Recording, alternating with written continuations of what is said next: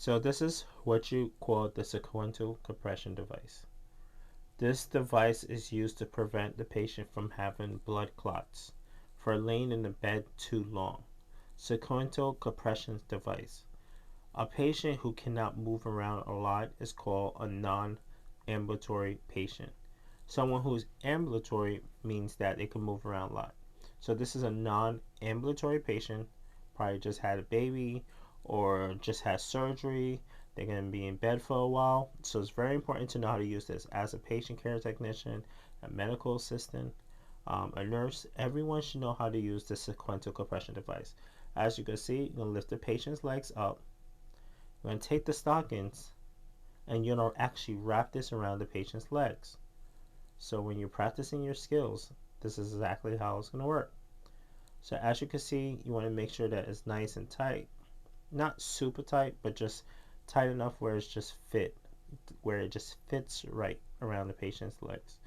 As you can see, now I'm going to go ahead and place the next one. So of course, one is going to be on the right leg, one is going to be on the left leg. So once I actually attach this to the patient, right, secure the stockings all around the patient's legs, what's going to happen next, I'm going to turn on the machine and it's going to start to inflate and deflate. It's going to go from the right leg to the left leg. Inflate and deflate. And turn on the machine. This machine stays at the department, wherever you're working at. So it doesn't matter if you're in the ICU or you're in the emergency department. The only thing that goes with the patient are these stockings. In the beginning of this video, you saw that I was actually removing it. So pay attention to that if you need to go back to see when I was actually removing the stockings, so you know how to remove the stockings when you're practicing your skills. So as you can see, the patient's right leg has just been inflated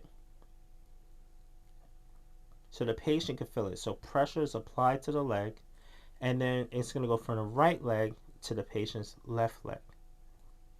So it inflates, deflates, then goes to the patient's left leg.